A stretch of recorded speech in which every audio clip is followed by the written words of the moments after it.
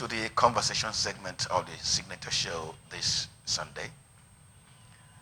We have already raised the issue of impunity and a sense of entitlement as we introduced our conversation today. And have with me this afternoon as my guest, Michael Ogobuchi. He's a lawyer based in Abuja, and he's a human rights activist. Michael, let me welcome you to the conversation. My pleasure to be with you. Michael, let us begin the conversation this way. I'm sure that you've been following stories of meetings being held in London, in Paris, between some former and current PDP governors and former President Olusegun Obasanjo. And some of these personalities also held meetings with the Labour Party presidential candidate P2B and that of APC, Asiwaju Bola Ahmed Tinubu and Atiku Abubakar. Alignments, realignments, do you read this as indicating that there could be emergence of a third force, kind of, or a real split as you saw it before Buhari's election when APC emerged? Do you read anything like that in these meetings? In Nigeria, they what we call electoral season. Ideally, it should be called a quarterly festival of professional politicians, which period where the political elites can do anything within their powers to retain influence, whether within the corridors of powers or outside the corridors of powers. So when things like this happen, meetings like that are expected. Of course, it will either lead to split or lead to emergence. This result has always been the case. I was conversing with a colleague and I said, emergence, does the law have any opening for emergence of new parties again before the 2023 election?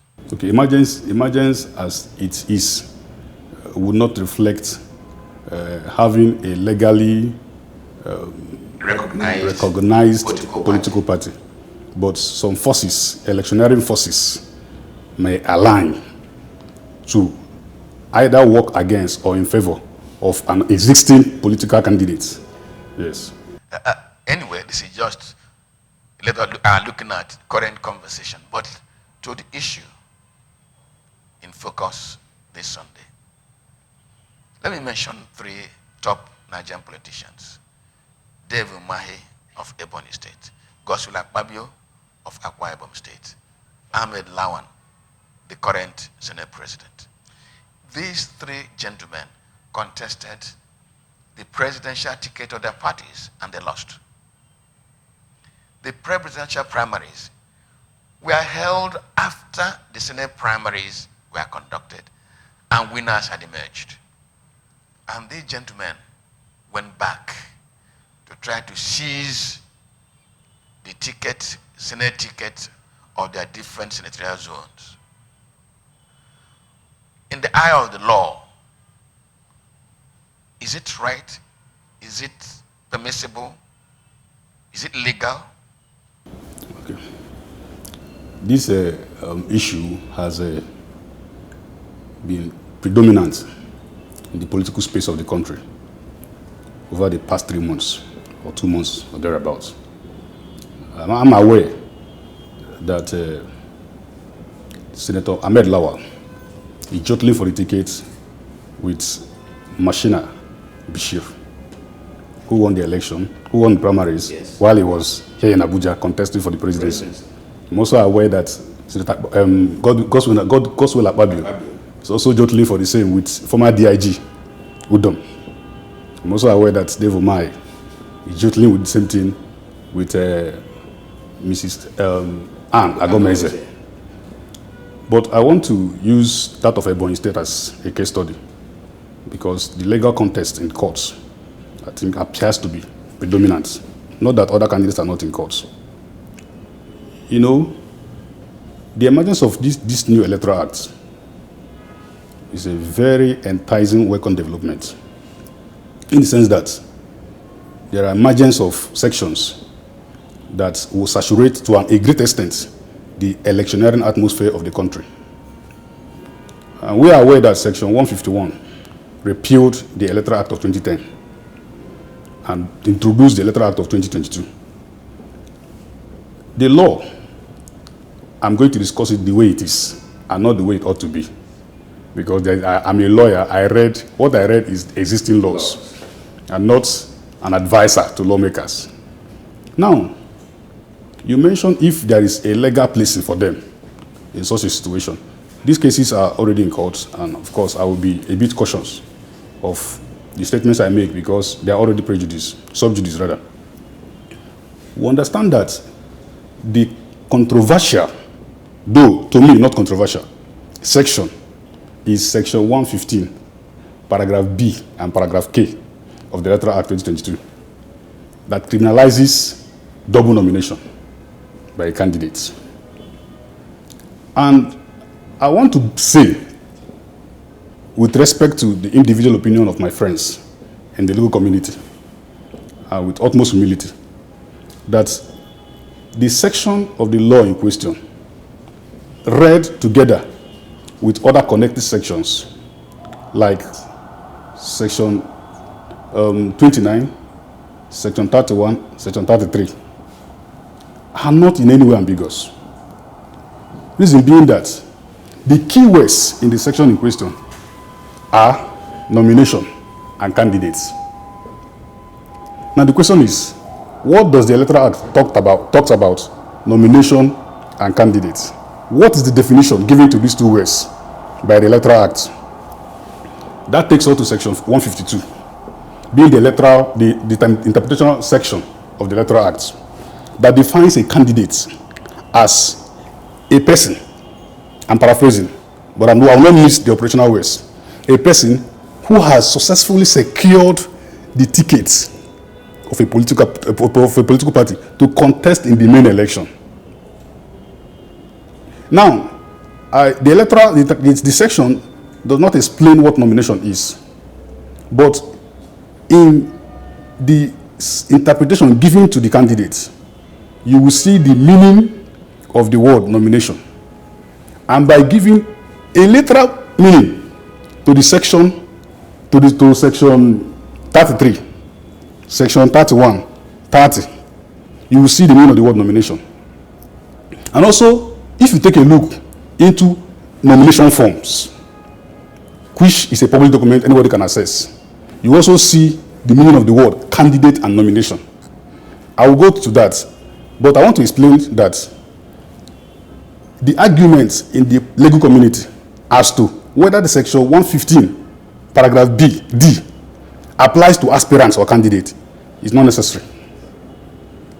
Because Section 115 explicitly said candidates. And there is no doubt as to whether there is a dichotomy between the word aspirants and candidates. These are two different words.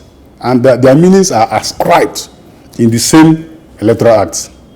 Which means we don't even need to start going into interpretation acts or other sections or even the Constitution to be able to import the meaning of those words. As bad as it may sound,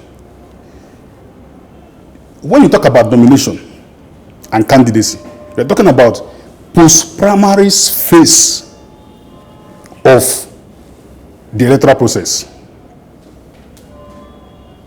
I am not using my own words. I'm using the words of Section 152 of the Electoral Act. Who has successfully secured, it's a past tense. Primaries have taken place before the word secured will be used. So, now, when somebody says, this Electoral Act, with respect to my learned friends who have diverse opinions, which they're entitled to, by virtue of Section 39 of the Constitution, everybody has the right to express himself. But I'm saying that the controversy is needless because the words of those sections are explicit. It says candidates. It says nomination form. Now, in my own view, I am of the opinion that the law was not controversial, or the makers of the law were not confused.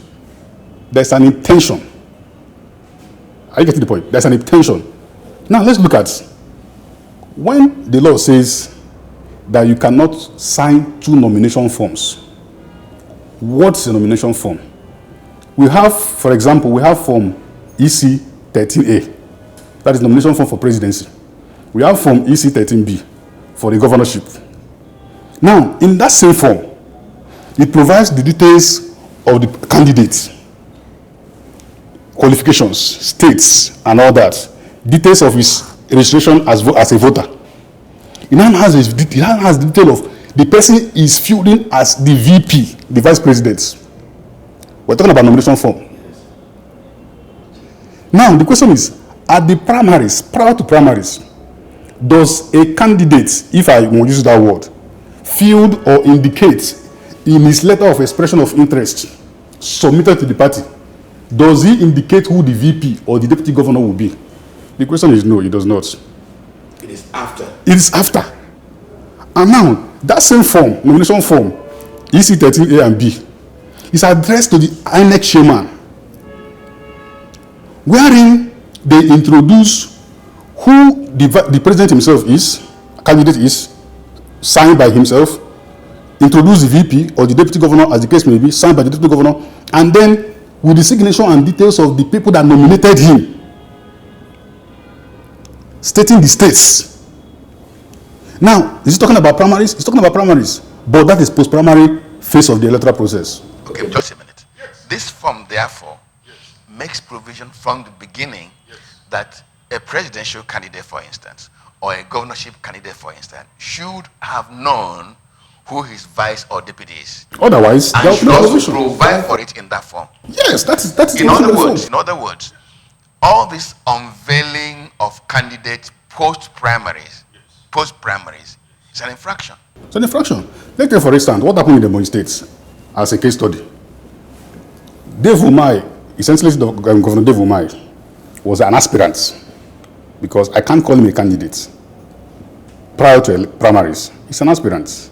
Was an aspirant, presidential aspirant, here in Abuja.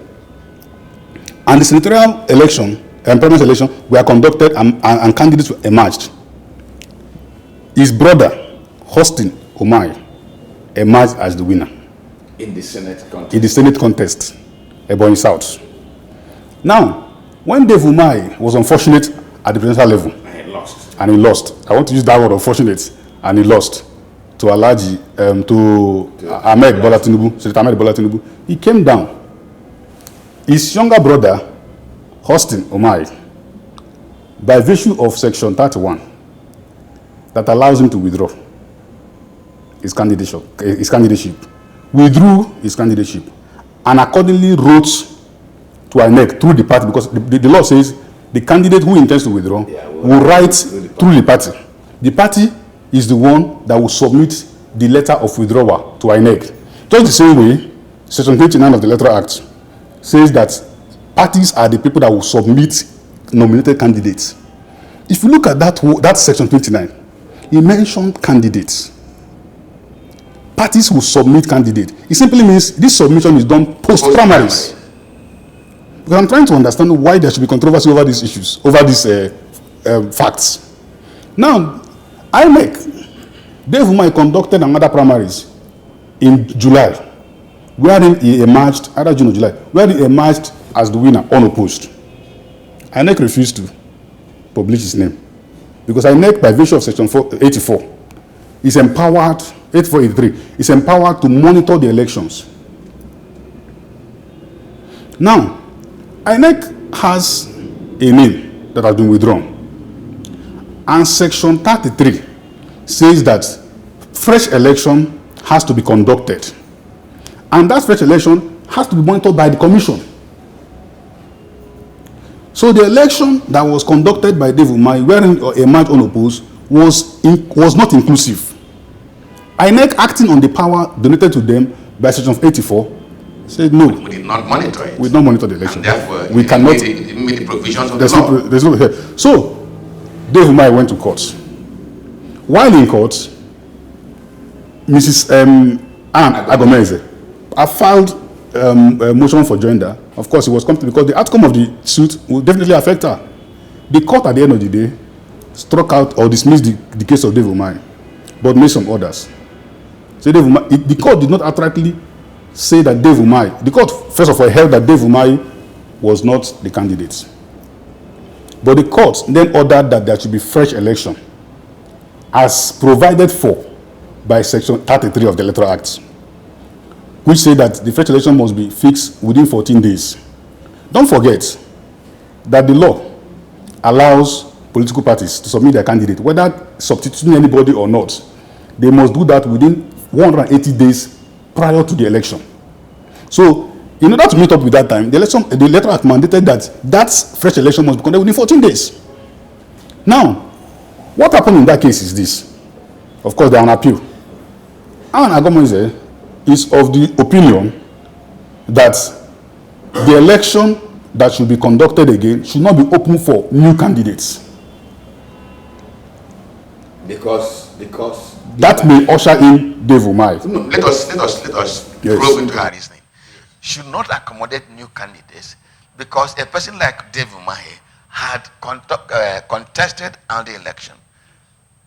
When the Electoral Act says you cannot contest this election and contest another election, is it intra-party or inter-party? I will come there because that is the membrane of the entire legal issue. Is it intra-party or inter-party? Is it post-primary or pre-primary? Because they are the same thing. These two questions are the same thing. Now, Dave Umahi, I'm not a supporter of Dave Umahi. I'm just talking the law the way it is. Dave Umahi had contested for primaries at the presidential level. Perfect.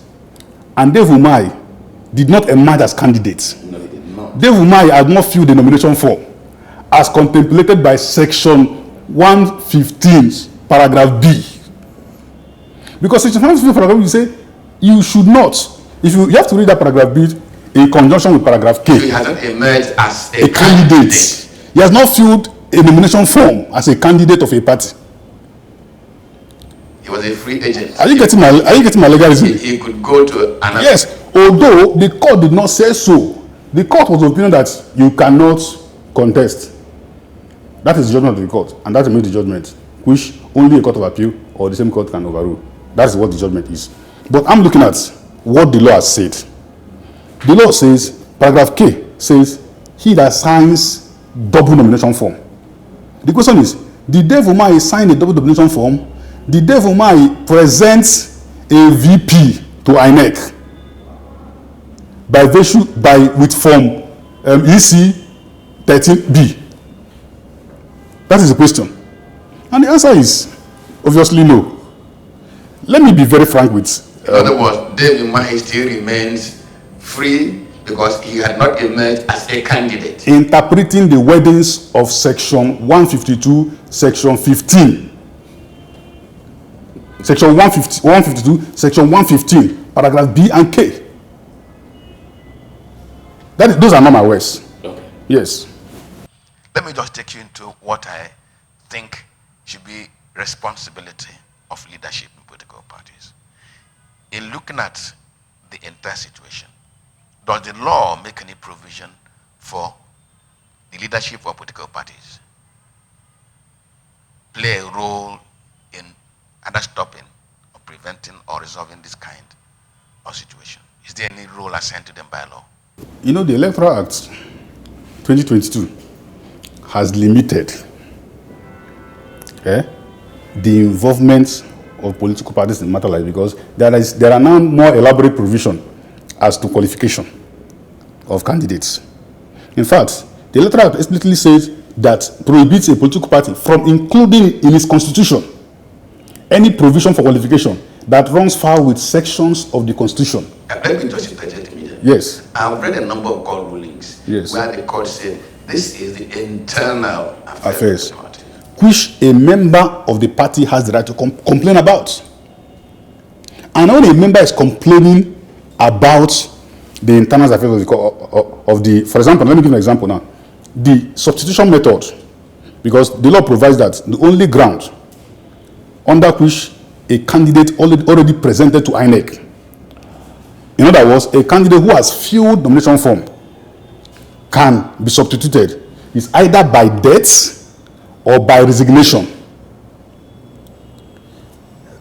Section 31 empowers the candidate to withdraw through the party. When there is debt, the REC is permitted to, when satisfied as to the reality of the debt of the candidate, to make sure they fix a date within 14 days. Now, the question is, at what point, or what is the latitude of political parties in controversies like this? The law says, by virtue of Yari and Shinkafi, Supreme Court case of Yari and Shinkafi, the law prohibits a non-party member from complaining against the internal affairs of the party, but not a party member who has been affected by the affairs of the party. We're dragging in the matter of the leadership of the political parties. President Muhammadu Buhari is called the leader of APC. And when they have crisis, they go to him. Even when they were trying to bring out their candidates, they all trooped to him. In situations like this, what ought to be the role of leadership, including the president himself? And I'm going to make a very strong statement. When the leadership keeps quiet and allows this kind of thing to roll on, can't you smell complicity? Yes. In as much as I will try my best not to delve into the realm of politics, but I will run my answer in line, side by side with the law. Various party constitutions donate certain powers to various party office holders. And in most of those parties, powers donated to various party office holders, they are absolute. Yes, there is a position of statesmanship of the presidents at the national level and governors at the state level. That is why you will see a situation whereby somebody who has lost in Abuja went back, conducted a primary, unilaterally emerged as a winner to elect himself. If he has such power, such influence, whether legally provided or politically donated, it means within the party he has something to offer. He has the right to say this thing should not be like this. But we're looking at a place where somebody being a judge in his own cause is a direct beneficiary of the issue in question. So now, how do you expect his involvement to be? It's a different case. For him, it's no longer it's a different case. President Muhammad Buhari is not contesting for presidency anymore. No, he's not. So you can say he just doesn't want to impose his will on party members or party executive. It can be understood in that direction, which I am not. Internal conflict. Which I would not justify his silence. But I'm saying it could be interpreted to be that he doesn't have a personal interest and he doesn't want to impose his decisions on members of the party. Because we've had several controversies where it will be announced today that this is the President Buhari's chosen candidate. Tomorrow they will say it's Amechi. Tomorrow they will say it's this and that. All those things are to show you that at the end of the day, somebody who is most unlikely to have emerged, eventually emerged as the president as candidate of and has presented. That is why you see when Peter Obi emerged, he presented what's his name? Edoyokwe as placeholder. Because the nomination form mandates that you must present who your vice president is. By the way, who introduced that word into political lexicon? Placeholder. It's a political invention. It's a political invention. Because that section of the law that empowers the presidential candidate to withdraw also empowers the VP to withdraw. So the VP, if he refuses to withdraw, the political party cannot do anything. Because the political party has been expressly mandated by virtue of Section 33 from unilaterally removing a candidate whose name has been presented. Is that the president candidate does it by himself or he dies? Well, we don't put them there. Yes, and the law has provided what will happen when it happens. So if Austin Omai exercises power under the Electoral Act, his right to withdraw. You cannot hold it. He cannot hold it. And there is a procedure provided by the same law on how he will be replaced. So he cannot donate that candidacy to anybody he likes. He can't donate it to anybody. Okay, let us see how the whole thing ends But the core thing this afternoon, really, Michael, is where we, the bystanders and observers, think that our political process should be growing right from the political party, getting more mature, and getting a little more predictable. Season of conflict. Elections should not be seasons of conflict. They should be seasons of explanation, seasons of raising hope, seasons of assessing prospective leadership, who will convince us because they understand the challenges of our society. But why we raised it this Sunday is the media is now being occupied with personality conflicts, candidacy issues. We're not even being told what these candidates, who they are, what they have to offer, how they can change development trajectory, what contributions they are going to make in building the Nigerian nation. And we thought that with lawyers, we should be able to begin to clear the wooliness around the whole conversation so that we, the non-learned people, can then concentrate on assessing the candidates, their promises, and therefore begin to have expectations come 2023. Michael Ogobuchi, thank you very much for coming to the conversation. My pleasure. I really appreciate it. Well, you know that the conversation never ends. It rolls on and on and on, and my name also never changes. Ogobuchi Njoko. Good afternoon.